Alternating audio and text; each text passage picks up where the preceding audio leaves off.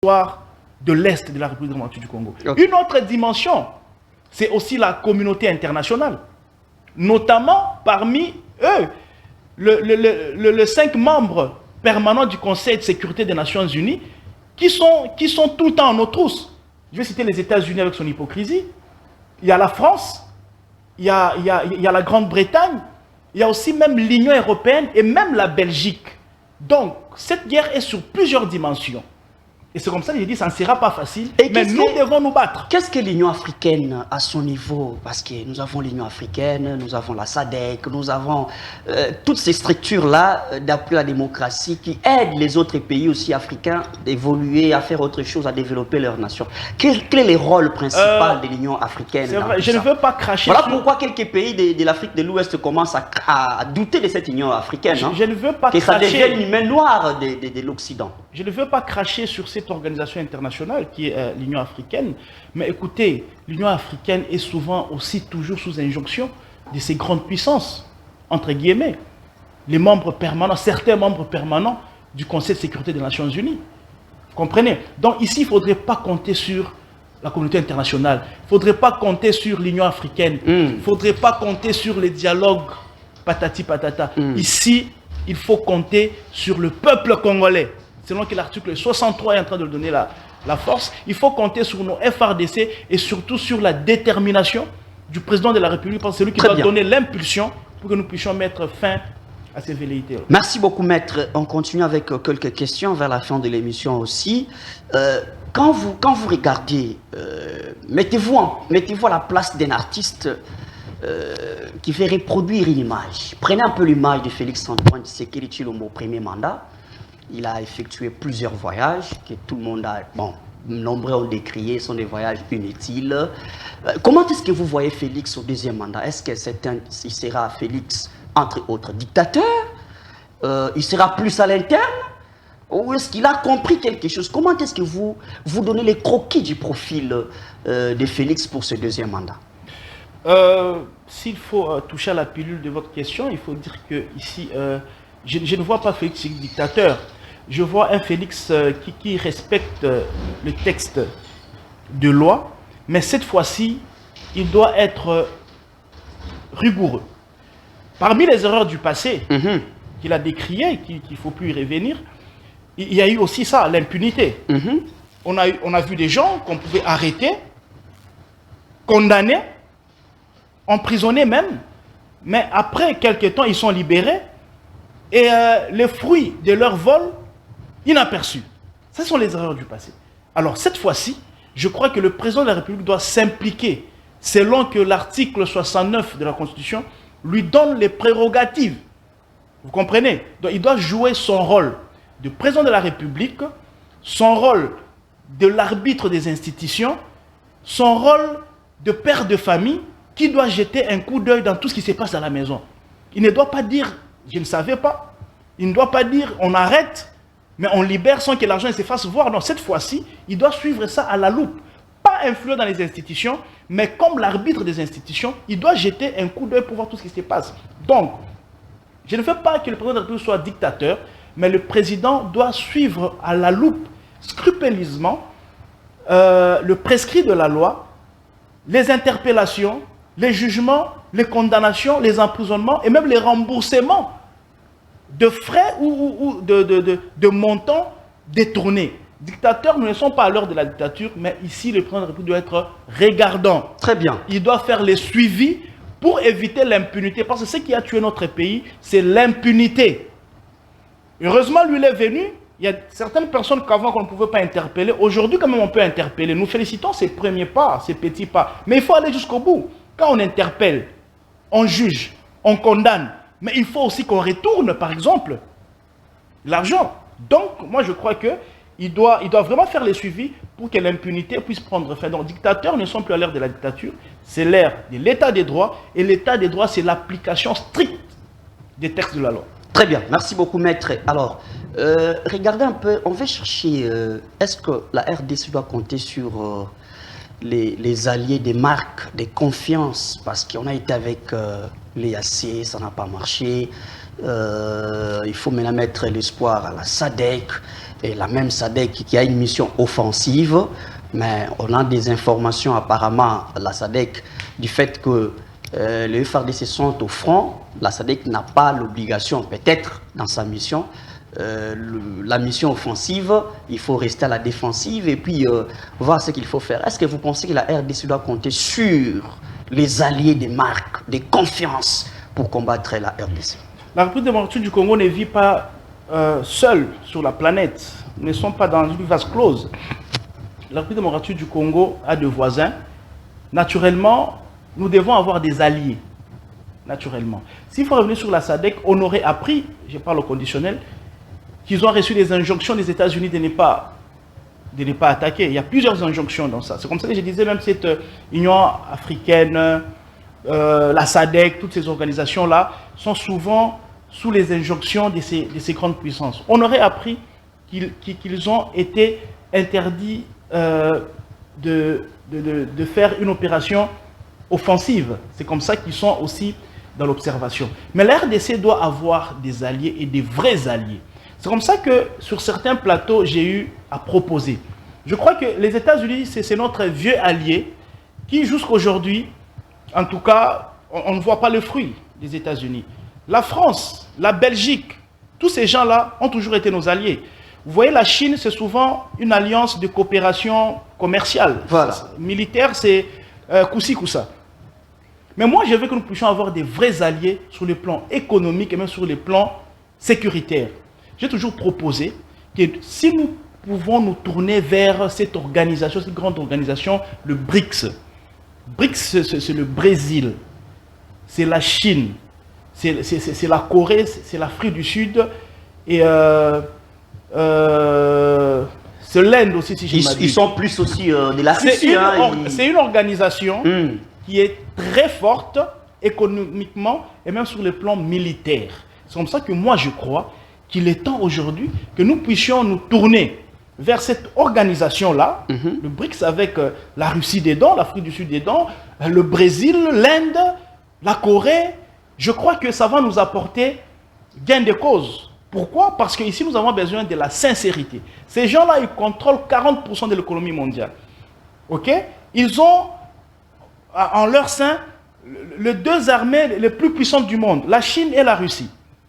Vous comprenez? Donc, moi je crois, si nous nous tournons vers une organisation comme ça, avec deux accords gagnant-gagnant, nous pouvons sortir la tête de l'eau. Mais si nous devons rester avec les États-Unis, la France, la Belgique, la Grande-Bretagne, comme d'habitude, eh bien, nous allons tourner en rond. Donc, au-delà d'avoir une armée forte, dissuasive, bien équipée et bien entretenue, avoir une population debout, prêt à se battre, à accompagner leurs forces armées et le commandant suprême, le président de la République, le chef de l'armée. Après tout ça, là, nous devons avoir des bons alliés comme la Russie, la Chine, l'Afrique du Sud, le Brésil, l'Inde et les autres pour que nous puissions gagner cette guerre sur toutes ses dimensions, la dimension militaire et même économique. Vous ne voyez pas une conséquence de vouloir la Russie comme un allié principal parmi tant d'autres? Parce que vous le savez bien, à l'exemple des pays de l'Afrique de l'Ouest, qui se sont alliés à la Russie et vous voyez les conséquences qu'ils subissent. Est-ce que vous ne voyez pas qu'il y ait des répressions ou soit des pressions sur la Russie? Je ne parle pas de la Russie individuellement, je parle de s'allier à cette grande organisation. Il n'y aura pas de conséquences, surtout envers la communauté internationale, ici, l'Occident. Écoutez, les conséquences, déjà, nous sommes en train de vivre pire avec les États-Unis, avec la France, avec la Grande-Bretagne et les autres. Nous sommes en train de payer de notre sang. La RDC sur le plan économique. Nous sommes déjà. On a déjà une monnaie faible à l'intérieur. Nous sommes déjà sous punition tous les jours. Nos frères meurent tous les jours. Nos frères meurent tous les jours. C'est plus que même une punition. Parce que je ne vois pas une punition qui va aller au-delà du sang humain. Vous comprenez? Donc je crois qu'à un certain niveau, il faut que ça cesse. Il faut que ça cesse. Donc la RDC doit s'organiser. La RDC doit s'équiper, mais à côté de ça, nous devons avoir des vrais alliés vrais et sincères. C'est comme ça que si ça ne marche pas avec les États-Unis, avec la France, la Grande-Bretagne et les autres, on peut tenter avec la Russie, avec la Chine, avec la Corée, avec l'Inde, avec le Brésil et les autres. Avant de les faire, il faut commencer par se préparer à la base. C'est qu'il faut déjà préparer l'économie, il faut déjà préparer... Mais c'est ce que je suis en train de dire. Nous devons nous équiper à l'interne, notamment notre économie, parce que vous citez notre monnaie qui est faible, mais notre monnaie sera renforcée si nous avons une production à l'interne. Donc nous devons avoir trop à faire, maître. Effectivement. Vous voyez qu'il y a trop à faire. Ça ne sera pas du jour au lendemain comme ça. Mais déjà, je vous avais dit que ça ne sera pas facile pour le président de la République. Et d'ailleurs, pour ses deuxièmes mandats, ça sera plus difficile que le premier mandat. Et là, ça reste hypothétique. Je dois réfléchir en politique. Ça reste hypothétique. Ce n'est pas hypothétique, nous devons être optimistes. Il ne faut pas décourager les Congolais. Nous devons être optimistes, nous devons être courageux. Nous devons croire en nous, nous devons croire au président de la République et à nos forces armées qui se battent. Et il faut faire mention spéciale à nos forces armées. Ni têter nos forces armées, peut-être que ces voyous-là arriveraient jusqu'à Kinshasa. Mais parce que les FRDC sont là, ils se battent jour et nuit, la situation est maîtrisée comme elle est maîtrisée là. Mais nous devons aller au-delà de ça. Ça ne sera pas facile. Nous n'allons pas croiser les bras. Nous allons nous battre parce que cette fois-ci, il faut que ça change. Le pays, notre pays est convoité partout. Le Congo est victime d'un complot international. Il y a beaucoup d'hypocrisie. Le Congo, c'est l'enjeu du 21e siècle. Le Congo est en train de présider même à la transition énergétique dans ce monde. Donc, ce n'est pas n'importe quel pays. C'est le pays qui fait vivre le 21e siècle pour le moment. Le Congo a la matière du moment. Et par conséquent, nous devons être conscients de ça. Nous devons nous réveiller, mettre nos divergences à côté, prendre le Congo, mettre sur la table comme notre centre d'intérêt pour que nous puissions gagner cette bataille. Mais par moment, qui a daté je ne vous coupe pas la parole, par depuis moment, longtemps. on reproche la RDC de ne pas investir dans le capital humain. Ça veut dire? Oui, le capital humain, je parle des compétences, formation sur les plans scientifiques. Non, mais écoutez, monsieur... tous les aspects possibles de la vie.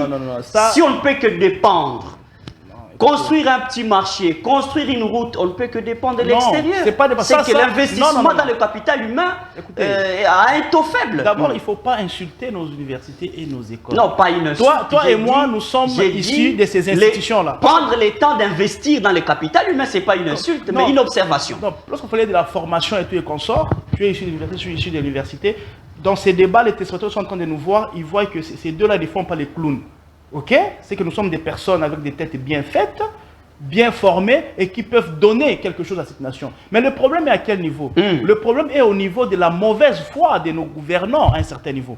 Quand il y a un marché, par exemple, pour faire, comme vous dites là, une route d'1 kilomètre, il faut appeler les Chinois, les Indiens et consorts. Pendant que nous avons nos jeunes qui finissent à IBTP, qui finissent à ISTA, qui finissent à la Polytechnique à Lubumbashi, à Kolwezi, qui peuvent faire ça. Donc, là, la même gestion. C'est un problème. C'est comme ça que j'ai dit le président de la République, cette fois-ci, il faut éviter ces erreurs du passé. Il faut fouiller là-dedans. Il faut fouiller parce que ce n'est pas normal. Mais malheureusement, c'est pour voler. Vous verrez un petit contrat, comme vous dites, 1 km, 2 km, il faut appeler une entreprise étrangère parce qu'il y a des commissions dedans. Si on prend les fils du pays, il n'y aura pas de commissions dedans. Ce sont des antivaleurs que nous devons combattre. Alors, pour ça, il ne faut pas dire que l'homme congolais n'est pas bien formé. Non, l'homme congolais est bien formé, mais seulement qu'il faut lui donner l'opportunité pour qu'il puisse s'épanouir afin de démontrer de quoi il est capable. Non, il a déjà démontré dans plusieurs domaines de quoi il est capable. Très bien, parce que nous parlons de la mégestion. Vous savez que par moment, l'opinion dit que nous avons une justice à 2 poids 2 mesures, entre autres l'exemple de l'UGF et le ministère de l'EPST avec Tony. Vous voyez ce qui se passe maintenant là. On se pose des questions. Tantôt, les processus pour la ville-province de Kinshasa, il faut qu'Ngobila démissionne, il faut qu'il revienne. Vous ne voyez pas qu'on dit que tant que la justice n'est pas consistante, alors les conséquences, c'est tout ce que nous subissons. Vous ne voyez pas qu'il doit y avoir aussi quelque chose au niveau de la justice? Déjà, pour cette nouvelle année, j'ai refusé de faire les débats terre à terre. J'ai refusé vraiment de descendre les faux sceptiques avec des trucs du genre Ngobila, Godé, Peter. Non, on donne juste des exemples. Ce sont les exemples Tony. Ça n'avance rien. Qui nous donnent l'horizon. Ce sont les exemples. Parce que nous parlons de la justice. Ça n'avance rien dans le pays. Au contraire, j'aimerais qu'on parle peut-être un petit tableau sur la justice. Cette justice, même le président de la République l'avait fustigée. Et je crois qu'on doit améliorer. Il y a des petits pas qui ont été franchis. Aujourd'hui, on peut toucher ceux-là qu'on ne pouvait pas toucher avant. Mais ce n'est pas suffisant. Il faut qu'on aille jusqu'au bout. Et aussi, s'il faut parler de cette justice, quand vous regardez sa composition, son administration, sa gestion, en fait, je dirais que c'est un personnel déjà qui est vieux. Quand vous regardez les magistrats qui sont là, vous savez, il faut combien de temps pour qu'un magistrat puisse passer d'un grade à un autre? Pour passer du substitut au premier substitut, il faut 3 ans. Pour passer du premier substitut au procureur de la République, il faut encore 3 ans. Pour passer du procureur à avocat général, substitut du procureur général, pour arriver jusqu'au procureur général de la République, ça peut vous prendre plus de 20 ans. Vous comprenez? Donc ce sont des gens que le président de la République a trouvés, déjà avec un système implanté, et c'est même difficile déjà de les formater. Et c'est comme ça que vous avez vu l'année passée, on a eu un nouveau recrutement. Et je crois bientôt, ils ont reçu même les affectations et ils seront affectés. Donc nous devons aller petit à petit. Les changements, c'est sur la durée. Les changements, c'est sur les temps. Ce n'est pas par un coup de bâton magique que le Congo va changer comme ça, comme dans un dessin animé. D'où il faut les temps, c'est petit à petit. Et c'est pareil aussi avec notre justice. Il y a des magistrats qui sont là, ils ont fait 18 ans, 20 ans, 30 ans. Ils étaient habitués à un système. Et ce n'est pas un magistrat qu'on nomme aujourd'hui qui peut tout changer. Déjà qu'il est moins gradé et déjà que la justice ou la magistrature est soumise à ces principes-là d'hiérarchisation. Ok? Donc les nouveaux sont soumis à suivre les ordres des supérieurs. Donc c'est petit à petit, avec l'impulsion du président de la République, que toutes ces choses vont changer, mais il faut donner du temps. Moi, je me dis, pour que le Congo change, ça ne demande même pas 10 ans. Ça demande suffisamment du temps pour que nous puissions changer nos mentalités, pour que nous puissions changer notre environnement, de façon de voir les choses, pour que le pays puisse se développer et changer dans tous les secteurs ou tous les domaines. Donc, donnons le temps au temps, et c'est ici que je m'en vais encore marteler, que le président de la République tienne à sa parole, de ne plus revenir dans les erreurs du passé. Nous devons avancer, corriger, pour que nous puissions trouver gain de cause dans ce pays. Très bien, je pense que nous allons vers la fin de l'émission déjà. Vous allez faire votre conclusion. À cela, j'ai une petite question entre parenthèses, une question de curiosité, parce que ça s'est dit sous la toile, on doit quand même en parler, vous qui êtes politique. Vous voyez cette question du tribalisme. Je parle de l'espace linguistique dans les choix des animateurs. Est-ce que vous pensez que pour ce deuxième mandat, le président de la République doit en tenir compte, l'espace linguistique sur les choix des animateurs? C'est encore un débat de caniveau, les tribus. Moi, je crois que la compétence doit primer. Quand vous taxez un débat de caniveau, c'est parce que déjà au premier mandat, il y a eu des cris que le président de la République, l'union sacrée, les pouvoirs en place, est plus dans les tribalismes. Ça veut dire... C'est comme ça que, non, quand je parle de tribalisme, vous comprenez tout. C'est comme ça que je dis, est-ce que pour ce nouveau gouvernement, vous pensez qu'il doit tenir compte de déjà, j'aimerais aller là où vous parce que Mobutu avait laissé ces systèmes. Au Congo, il n'y a pas de tribalisme. Moi, j'ai fait un constat. Il n'y a pas de tribalisme, mais il y a plutôt haine dirigée contre une tribu. Ok? Vous parlez de Mobutu, mais Mobutu, il faut voir comment Mobutu avait géré. Dans l'armée, les grands généraux que nous connaissons, c'était des Bangala. Ok? Et même dans l'administration, c'est comme ça que j'ai dit, ces débats, j'aime pas trop me plonger dans ça. Lorsque Kabila est arrivé, Mouzé et Joseph, les Quinois ici, ils vous disent que la première phrase en Swahili qu'ils ont prononcée, c'est quand Kabila est arrivé. L'armée parlait Lingala, mais l'armée commençait à parler Swahili. Aller dans l'administration publique, de la sentinelle au DG, tout le monde parlait Swahili. De cabinet ministériel. Écoutez, c'était une flagrance.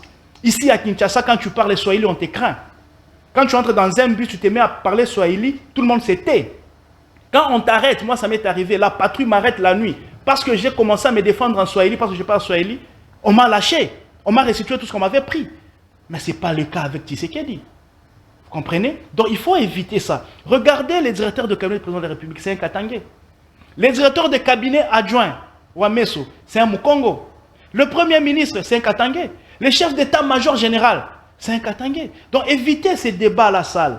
Ça n'a pas de sens. Moi, je crois qu'il faut privilégier, privilégier la compétence. Ce n'est pas parce que tel est Kassaïen et qu'il a un poste à pouvoir et que lui, il a la compétence dans ça, que toi, Mungala, Mukongo ou Moussoaïli, qu'on ne doit pas le prendre tout simplement parce qu'il a de l'espace linguistique avec le président de la République. C'est insensé, ça. Moi, je crois que nous devons privilégier les compétences à la place de mettre l'accent sur des tribus. Donc tout simplement parce que tu n'es pas de l'espace linguistique du président de la République, même si tu es incompétent, il faut qu'on puisse te promouvoir. Ça n'a pas de sens. Mettons l'accent sur la compétence, je crois que le pays va se développer. La tribu ne développe pas le pays. Moi, je crois que si Mukongo est compétent là-bas, il faut qu'on l'aligne. Mais à la place, si c'est un Kassin qui est compétent que l'autre, c'est le Kassin qui doit être aligné. C'est comme ça que je dis, le débat des considérations tribales, moi, je n'ai pas trop entré dedans. Ça nous recule et ça ne nous développe pas. Merci. Regardons de l'avant, développons notre pays. S'il faut conclure, il faut dire au peuple congolais, surtout à la jeunesse congolaise, de se réveiller. L'heure est grave. Notre intégrité territoriale est menacée par l'un de nos voisins qui est le Rwanda. Que la jeunesse se tienne debout. Applique l'article 63.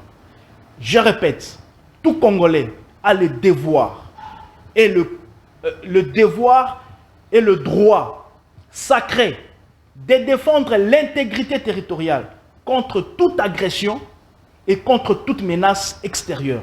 Nous devons nous tenir debout, être derrière le président de la République, qui est le commandant suprême, être derrière nos phares d'essai pour que nous puissions gagner cette bataille. Enlevons nos divergences. Si ces gens-là entrent ici, on ne va pas dire celui-là, il est de l'opposition, celui-là, il est de la majorité. Nous tous, nous serons en fuite et nous allons perdre ces pays. D'où, pour les consolider, afin de continuer à faire l'opposition ou la majorité dedans, nous devons nous lever, nous battre contre tout celui qui est en train d'agresser notre pays et mettons nos divergences à côté parce que ça ne nous avance pas. Ce qui va nous avancer, c'est l'unité, la détermination, le courage et surtout l'appui à nos phares d'essai et à leur commandant suprême qui est le président de la République, Félix Tshisekedi. Merci, c'est par ces mots que nous mettons un terme à ces grands débats, à cette, bon, c'était pas vraiment un débat, à cette, un échange fructueux. Vous savez très bien que non, le pays, tout le monde est touché, tout le monde est bougé. Tel que l'a dit le maître, si aujourd'hui, on sera tous mal à l'aise, nous disons à ce qu'il y ait une conscience collective pour combattre notre ennemi permanent. Il est là avec nous. Il est là avec nous. C'est qui? Ben, c'est Kagame qui est là avec sa troupe et toutes ses bandes qui ne cessent de mettre mal à l'aise la population à l'est de la République démocratique du Congo. Alors, suivez la rediffusion de cette émission aujourd'hui à 22h20. Moi, je vous retrouve le jeudi avec un autre numéro. Merci. Ça y est, à l'occasion de la victoire écrasante de son Excellence Félix Antoine Tshisekedi pour son second quinquennat, la réserve de la République organise ce samedi 10 février 2024 de 11h à 13h30 une grande activité pour célébrer ensemble la victoire et l'avenir radieux de la République démocratique du Congo. Rejoignez-nous à l'hôtel Hilton, 6 avenue Wagenya, numéro 10 à Kinshasa Gombe. Contact plus 243 990 529 789 81 25 29 399. Que vive le président de la République, que vive la réserve de la République.